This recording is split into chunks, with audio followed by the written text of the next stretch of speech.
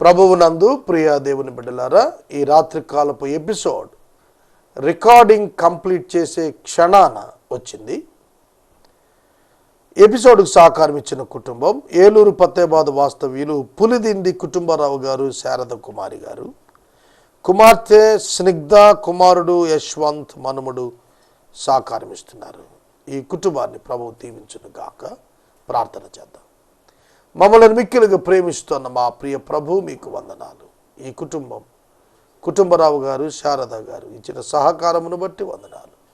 ఈ బిడ్డలను దీవించండి, ఆశీర్వదించండి. మీ కృపల వినువర్ధన చేయండి. మా ప్రభు, మీరు నమ్మదగిన దేవుడు. మీరే మాతో మాట్లాడమని మా రక్షకుడిని యేసయ్య ద్వారా అడుగుచున్నాము తండ్రి, ఆమేన్. ప్రభువునందు ప్రియ దేవుని బిడ్డలారా, దయచేసి మీ పరిశుద్ధ బైబిల్ గ్రంథాన్ని తెరవండి.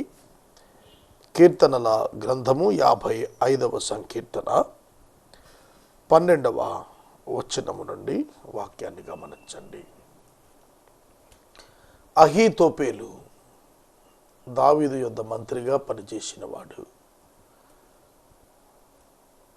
దావీదు యొక్క కుమారుడైన అబ్షాలోము దావీదు మీద తిరుగుబాటు చేస్తున్నప్పుడు అహీతోపేలు దావీదుని విడిచి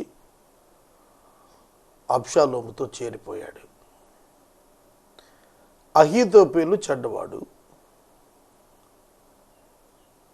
అబ్షాలోమును చెడు మార్గాన నడిపించినవాడు. అబ్షాలోము తిరుగుబాటుదారుడిగా దావీదు మీద లేచినప్పుడు అహీతోపేలు ఎంకరేజ్ చేశాడు. ఆ సందర్భంలో దావీదు అరణ్యానికి, కొండల మీదకు చెప్పులు లేకుండా తల మీద, నెత్తి మీద గుడ్డ వేసుకొని, చేతకర్ర పట్టుకొని కన్నీరు కారుస్తూ వెళ్ళిపోతున్నాడు. ఆ సందర్భంలో రాసిన కీర్తన, నన్ను దూషించువాడు శత్రువు కాడు, శత్రువైన ఎడల నేను దాన్ని సహింపవచ్చును. నా మీద మిట్టిపడువాడు నా యందు పగబట్టినవాడు కాడు, అట్టివాడైతే నేను దాగి ఉండవచ్చును. ఈ పని చేసిన నీవు నా సహకారివి, నా చెలుకాడవు, నా పరిచయుడువు. మనము కూడి మధురమైన గోష్ఠి చేసి ఉన్నవారము, ఉత్సవమునకు వెళ్ళు సమూహముతో దేవుని మందిరమునకు పోయి ఉన్నవారము. 12, 13, 14 వచనాల్లో అహీతోపేలును గూర్చి ఏ మాట అయితే చెప్పాడో దావీదు, ఇస్కరియోతు యోధాను గూర్చి యేసుక్రీస్తు ప్రభువుకు సంభవించిన సంఘటన ఇవే మాటలను జ్ఞాపకం చేస్తాయి. ఇస్కరియోతు యోధ యేసుక్రీస్తు ప్రభువు యొక్క శిష్యులలో ఒకడు, 12 మందిలో ఒకడు. 3.5 సంవత్సరాలు ప్రభువుతో ఉన్నాడు. ఆయనతోనే తిరిగాడు, ఆయనతో తిన్నాడు, ఆయనతో మాట్లాడాడు, ఆయన చేత పంపబడి అద్భుతాలు చేశాడు. అటువంటి యోధ యేసుక్రీస్తు ప్రభువును శాస్త్రులు, పరిసయ్యులకు అమ్మివేశాడు. అది చాలా దారుణమైన విషయం. ఈ మాటలు యేసయ్యకు కూడా సరిపోతాయి. అలాగే కొందరి విశ్వాసుల జీవితాల్లో కూడా ఇలాంటి సన్నివేశాలు ఉంటాయి.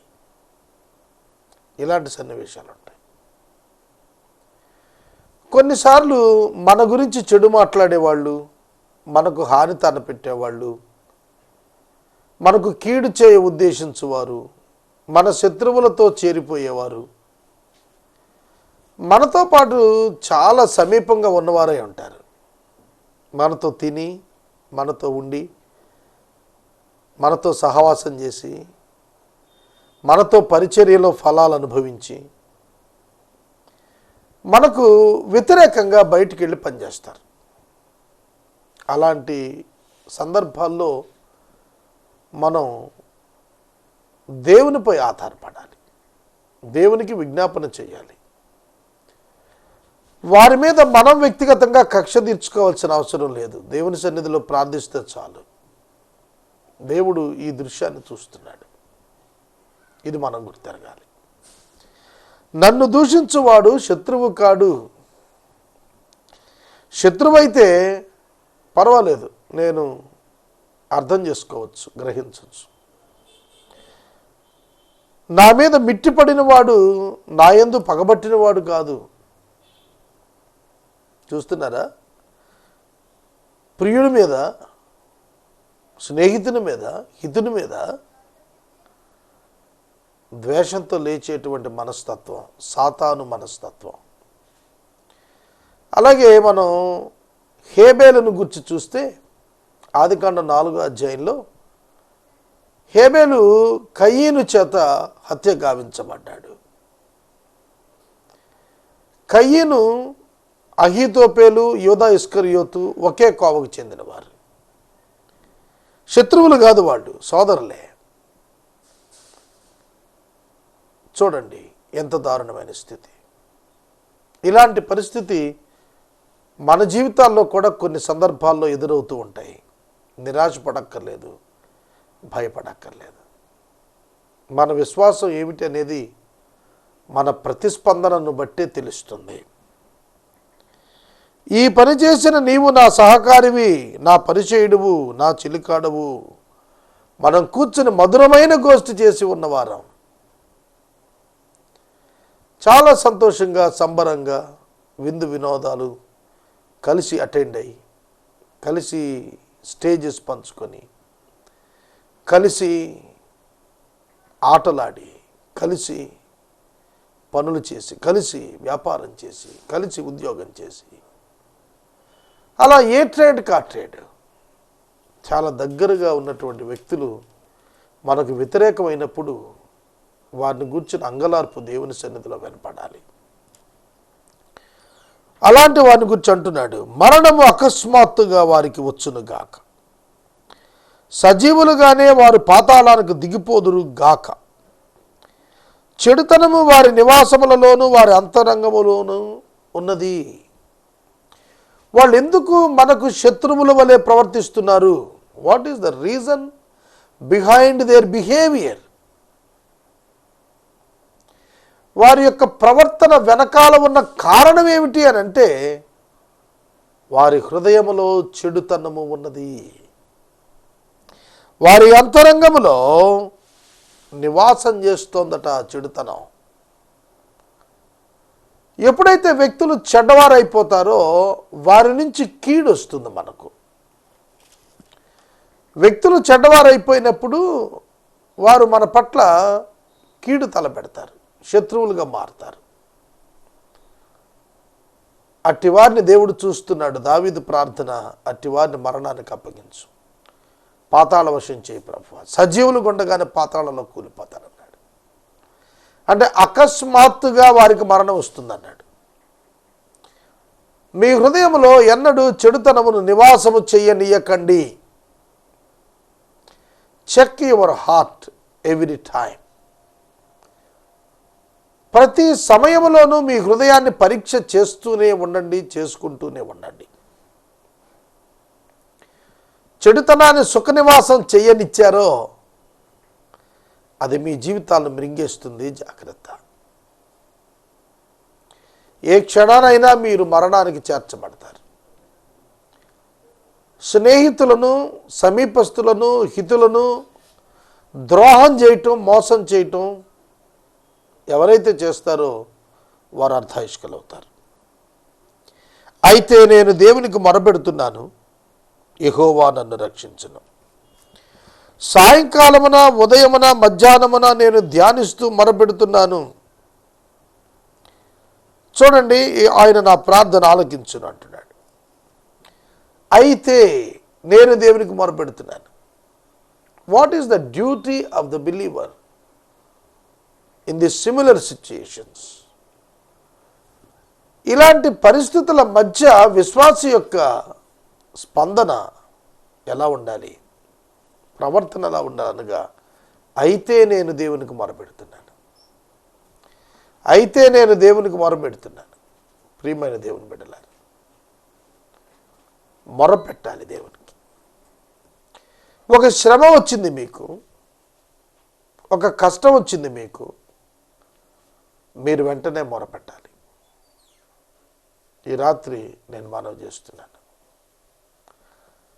అలాగున చేసిన ప్రార్థనకు దేవుడు వెంటనే జవాబిస్తాడు. 17వ వచనంలో సాయంకాలము, ఉదయము, మధ్యాహ్నము నేను ధ్యానిస్తూ మొరపెడతాను, నా ప్రార్థన దేవుడు ఆలకిస్తాడు. 3 times in a day. సాయంకాలం, మధ్యాహ్నం, ఉదయం నా ప్రార్థన ఆయన సన్నిధికి వెళుతోంది. ఈ దినం మీరు ప్రార్థన చేశారా? ఉదయాన్నే లేచి ప్రార్థించారా? మధ్యాహ్నం ప్రార్థించారా? సాయంకాలం ప్రార్థించారా? దినమునకు మనం ఎన్నిసార్లు ఆయన దగ్గరికి వస్తున్నాం? ఆయనకి ఎన్నిసార్లు మొరపెడుతున్నాం? దావీదు 7 మార్లు ప్రభు దగ్గరికి వచ్చి ప్రార్థన చేశాడు ఇన్ హిజ్ బిజీ షెడ్యూల్. చక్రవర్తి అయి ఉండి కూడా అతడు అన్నిసార్లు ప్రార్థనకు వస్తున్నాడు, ప్రార్థన చేస్తున్నాడు. మరి మనం ఏం చేస్తున్నాం? నిరంతరం టెలివిజన్ ముందు, నిరంతరం కంప్యూటర్ ముందు, నిరంతరం సెల్ ఫోన్తో అధిక సమయం. ఈ దినాల్లో చాలామంది జీవితాల్లో అధిక సమయం ఈ 3 దగ్గర వృధా చేస్తున్నారు. నేటి యువత ప్రధానంగా తమ సమయాన్ని దుర్వినియోగం చేసుకుంటున్నారు. సాధించాల్సింది ఎంతో ఉండగా నిర్లిప్తమైన జీవితాన్ని గడిపేస్తున్నారు. దావీదు ముమ్మారు ప్రతిదినం ప్రార్థన చేస్తూ వచ్చాడు. మన జీవితాలు నిత్యము ప్రార్థన చేసేవిగా ఉండాలి. దావీదు ఎక్కడ తొణకలేదు, బెణకలేదు, చెల్లించలేదు, స్థిరంగా ఉన్నాడు. కారణం అతని ప్రార్థనా జీవితం, అతని విశ్వాస జీవితం, అతని ప్రార్థనా జీవితం. అతని ప్రియులు అతను మోసం చేసిన, శత్రువులుగా మారిన నిలదొక్కునే ధైర్యాన్ని, బలాన్ని ఇచ్చాయి.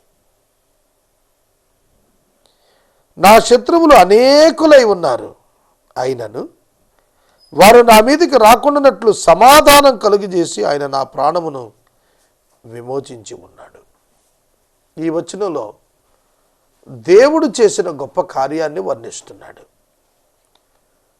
నా శత్రువులు అనేకులై ఉన్నారు. ఈ మాట మీకు ఎలా వినిపిస్తోంది? దైవజనుడికి, దైవ సేవకునికి, దేవుని బిడ్డకు, దైవ అభిషిక్తునికి అనేక మంది శత్రువులు ఉండటం ఏమిటి? అతను అందరితో సమాధానంగా ఉండటానికి ప్రయత్నం చేస్తున్నా అతని మీదకు శత్రువులు లేస్తున్నారు. అది అతని తప్పు కాదు, అది వారి తప్పు. శత్రువులు లేస్తున్నారు, అనేక మంది అయిపోయారు శత్రువులు. అయినా కూడా దేవుడు సమాధానాన్నే ఇచ్చాడు, కానీ అతని పరిస్థితులకు అతన్ని అప్పగించలేదు. అయినా వారు నా మీదకు రాకుండా దేవుడు సమాధానం కలిగజేసి నా ప్రాణాన్ని విమోచించాడు. ఇది మీ జీవితంలో అనుభవం ఉందా? దావీదు చక్రవర్తి కనుక శత్రువులు సాధారణం అనుకుంటున్నారా? తన జీవితంలో దేవుని ఘనత ఏమిటో తెలుసుకోవటానికే ఆ శత్రువులు. తన జీవితం ద్వారా దేవుడు ఏమై ఉన్నాడో సర్వలోకానికి చెప్పటానికే దావీదు చుట్టూతో శత్రువులు వచ్చారు. అయినప్పటికీ నా దేవుడు నాకు సమాధానాన్ని కలుగజేశాడు, నన్ను విమోచించాడు, నేను ప్రాణాలతో ఉన్నాను.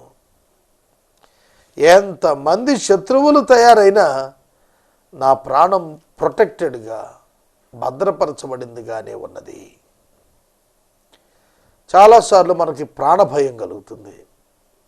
అమ్మో మనం చనిపోతామేమో, వ్యాధి వచ్చినప్పుడు, ఇరుకులు ఇబ్బందులు వచ్చినప్పుడు, శ్రమలు వచ్చినప్పుడు, అనారోగ్యం ముట్టినప్పుడు, ప్రమాదాలు జరిగినప్పుడు మన పని అయిపోయింది అనుకుంటాం. అలా అనుకోవద్దు. మన ప్రభువు సజీవుడు. మన ప్రభువు మన పరిస్థితులలో నుండి వాటి ప్రభావం మన జీవితం మీద పడకుండా తప్పించగలుగుతాడు. చాలామంది సత్యవంతుడైన దేవుణ్ణి ఎరుగక నిజమైన సమాధానము యొక్క విలువ, దాని స్వభావం, అట్టి నిరీక్షణ గుర్తెరగక భ్రమలో జీవిస్తున్నారు. సత్యదేవుని ఎరుగక సమాధానంలో ఉన్నామని భ్రమించే స్థితిలో ఇది అనేక మంది ఉన్నారు. అటివారితో మనం చాలా సందర్భాల్లో ఇంటరాక్ట్ అయి ఉంటాం. ప్రధానంగా యేసుక్రీస్తుని అంగీకరించని ఆస్తికుల్లో అనేకులు ఈ కోవకే చెందినవారు. పురాతన కాలము మొదలుకొని ఆసీనుడగు దేవుడు మారు మనసు లేని వారై తనకు భయపడని వారికి ఉత్తరమిచ్చును. చూడండి, పురాతన కాలము మొదలుకొని ఆసీనుడగు దేవుడు మారు మనసు లేని వారై తనకు భయపడని వారికి ఉత్తరము ఇచ్చును. ఈ మాట విచిత్రంగా ఉందా? అవును. మారు మనసు లేని వారికి ఉత్తరం ఇవ్వటం ఏమిటి? పురాతన కాలం మొదలుకొని ఆసీనుడగు దేవుడు అన్నాడు. ఆసీనుడగు దేవుడు అన్నప్పుడు సింహాసనాన్ని వాడాడు. ఆసీనుడు అంటే సింహాసనము, ఆసీనుడు. పురాతన కాలము అన్నాడు, బిగినింగ్ టైమ్స్. ప్రారంభం నుండి కూడా సింహాసనాసీనుడైనటువంటి ఆ దేవుడు మారు మనసు పొందని వారికి జవాబిస్తాడు. అంటే మారు మనసు పొందకపోయినందున వారికి అందవలసిన ఫలాన్ని జవాబుగా దయచేస్తాడని అర్థం. ఇక్కడ ఈ రాత్రి నేను మనవి చేస్తున్నాను, మీరు మారు మనసు పొందిన వారైతే, నూతన హృదయాన్ని అనుగ్రహింపబడిన వారైతే, మీరు క్రీస్తు యేసునందు నూతన సృష్టిగా ఉంటారు. పాతవి గతించిపోతాయి, ఇదిగో సమస్తం నూతనమవుతాయి. మీ అంతఃకరణం నూతన పరచబడి నవీనపరచబడుతుంది. మీ వ్యక్తిగత జీవితాల్లో గొప్ప పెనుమార్పులు ఆధ్యాత్మికంగా మీరు వీక్షించగలుగుతారు, చూడగలుగుతారు. తమతో సమాధానముగా నున్న వారికి వారు బలాత్కారము చేయుదురు, తాము చేసిన నిబంధనను అతిక్రమించుదురు. భక్తిహీనులను గూర్చి, మారు మనసు లేని వారిని గురించి మాట్లాడుతున్నాడు ఇక్కడ కీర్తనాకారుడు. భక్తిహీనులు, మారు మనసు లేని వారు ఏం చేస్తారట? తమతో సమాధానంగా ఉన్న వారికి బలాత్కారం చేస్తారు. ఇది ఎంత అయోగ్యమైన పని! ఇటువంటిది కాంక్షించ నేరనేది నేను మనవి చేస్తున్నాను. నీతో సమాధానంగా ఉండేవాడిని బలవంతం చేయటమేలా, తిరస్కరించటమేలా, బలాత్కరించటమేలా? కనుక సమాధానాన్ని కోరేవారితో గొడవ పెట్టుకునే తత్వం ఉన్నవాడు మారు మనసు లేనివాడు. అర్థమవుతోందా? మారు మనసు పొందినవాడు సమాధానాన్ని వెతికి వెంటాడుతాడు, తగాదాన్ని వెతికి వెంటాడడు. తగాదాన్ని వెతికి వెంటాడేవాడు మార్పు లేనివాడే. ఈ మాట గుర్తుపెట్టుకోండి. వారు నిబంధన అతిక్రమిస్తారు. నిబంధన, friendship is a covenant, relationship is a covenant. స్నేహం నిబంధనే.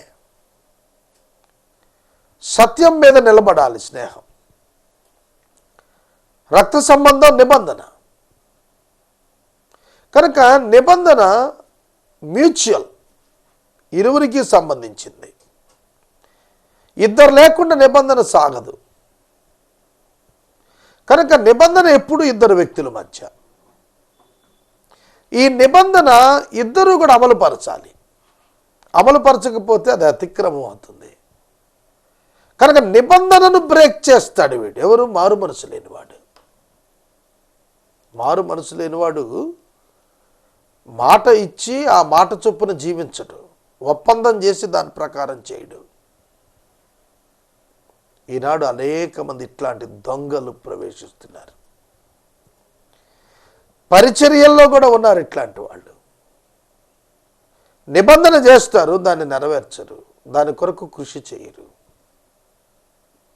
అతిక్రమిస్తారు, పశ్చాత్తాపపడరు.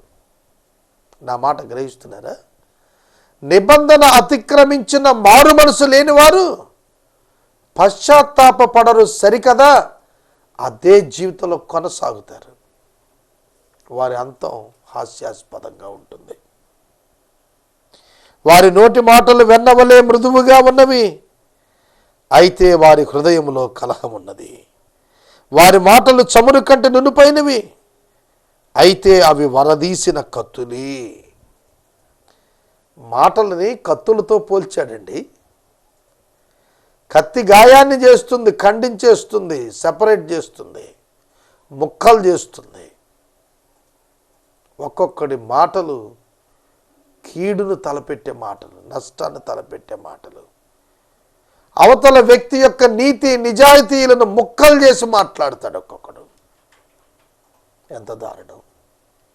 స్నేహంగానే ఉంటాడు, కలిసే ఉంటాడు, కలిసే తిరుగుతాడు, నిబంధన చేస్తాడు, అన్నీ మంచిగా చేస్తాడు.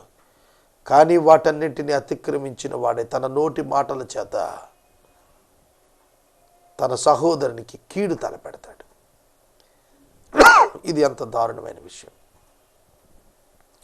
అతని మాటలట చమురు కంటే నునుపుగా ఉంటాయట, కానీ వరదీసిన కత్తులు. వరదీసిన కత్తి అంటే సిద్ధంగా ఉంది హాని చేయటానికి అని అర్థం. వరలో కత్తి ఉంటే తెగదు, కత్తి వరలో నుంచి తీసి దూసినప్పుడు తెగిపోతుంది. కనుక వారి మాటలు వరదీసిన కత్తులు అంటే ప్రమాదకరమైనటువంటి మాటలు అవి, విచ్ కెన్ బి హార్మ్ఫుల్. ఏవైతే నష్టం చేస్తాయో ఆ మాటలు వారి దగ్గర ఉన్నాయి. వారి హృదయం అంతా కూడా దేంతో నిండింది? కలహంతో నిండిపోయింది. మీరు కలహంతో నిండిపోతున్నారా? కలహాన్ని మాడండి.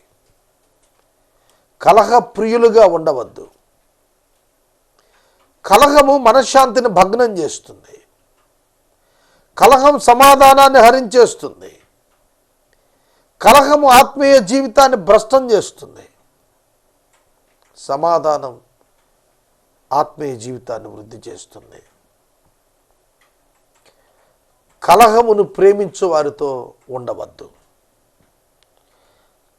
నీ భారము యెహోవా మీద మోపము, ఆయనే నిన్ను ఆదుకొనును. నీతిమంతులను ఆయన ఎన్నడూను కదలనీయడు. ఈ ఒక్క మాట ఒకరోజు చెప్పుకోవచ్చు. నీ భారము యెహోవా మీద మోపము. మత్తయి సువార్త 11:28 ప్రయాసపడి భారము మోయిచున్న సమస్తమైన వారులారా నా యొద్దకు రండి, నేను మీకు విశ్రాంతినిస్తానని యేసు ప్రభు పిలుపునిచ్చాడు. ఈ వచనం కూడా అదే వచనం. మీ భారము యెహోవా మీద మోపుము, ఆయన మిమ్మల్ని ఆదుకుంటాడు. మన భారం ఆయన మీద మోపితే మనకు తేలికైపోతుంది. మన భారమును వహించు దేవుడు మనకున్నాడు. మా భారం ఏసే పరిష్కారానికి ఉన్న ఆర్థిక భారం. నిశ్చింతగా ఆయన మీద మోపి కూర్చుంటాం మేము. డబ్బుతో పరిష్కారం రన్ చేయలేమని నాకు బాగా తెలుసు. డబ్బు అవసరం, కానీ డబ్బుతో పరిచర్యను కొనసాగించలేం. దేవుని చేత కొనసాగాలి పరిచర్య. ఇది ఆశ్చర్యం. మా వ్యక్తిగత జీవితాల్లో చూచాం. మా భారం ఆయన మీద వేశాం, ఆయన మమ్మల్ని నిరుత్సాహపరచలేదు. ఆయన మమ్మల్ని నిరుత్సాహపరచలేదు.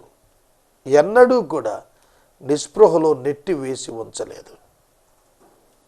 ఆయన ఆదుకునేవాడు, ఆయన జవాబిచ్చేవాడు, ఆయన మనలను కదలనీయడు, స్థిరులనుగా చేస్తాడు. ఆయనను బట్టి స్థిరులం అవుతాం తప్ప మనకున్న దాన్ని బట్టి కాదు, మనం సాధించిన దాన్ని బట్టి కాదు.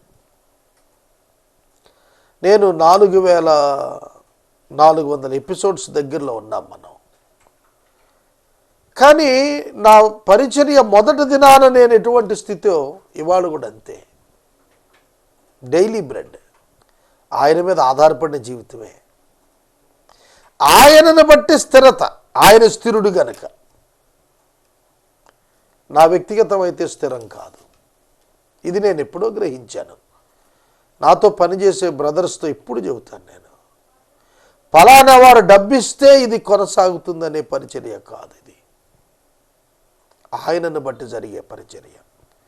23 వచనం, దేహ నాశన కోపములో నీవు వారిని పడేస్తావు, రక్తాపరాధులను వంచకులను సగకాలమైన బ్రతుకరు, నేనైతే నీ యందు నమ్మిక ఉంచాను. అర్ధాయుష్కులు అనే పదం వింటూ ఉంటాం మనం. రక్తాపరాధం చేసిన వారు, వంచన చేసిన వారు, నాశన కోపం, పాతాళవశం,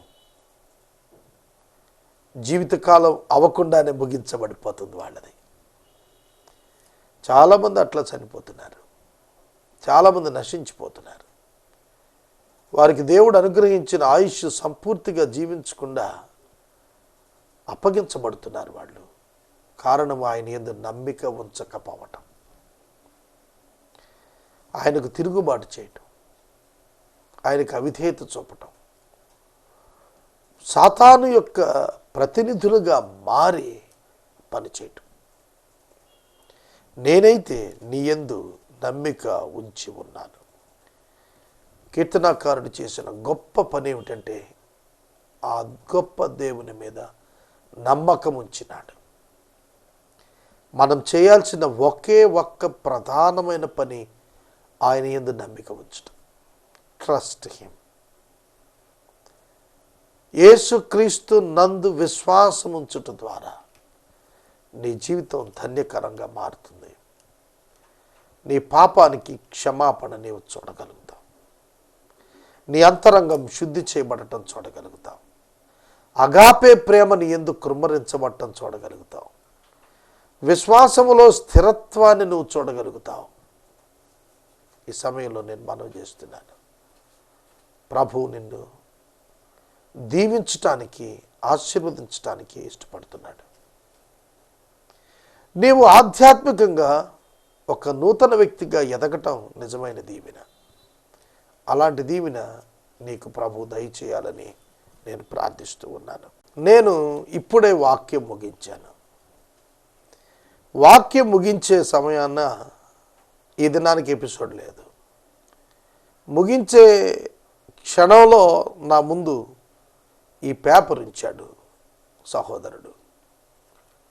వాక్యం చెబుతుండగా సహాయం వచ్చింది ఈ దినం ఎపిసోడ్కి. ఎపిసోడ్ సహకారులు ఏలూరు పత్తేబాద వాస్తవ్యులు పులిదిండి కుటుంబరావు గారు, శారదా కుమారి గారు, కుమార్తె స్నిగ్ధ, కుమారుడు యశ్వంత్, మనుమడు సహకారం ఇస్తున్నారు.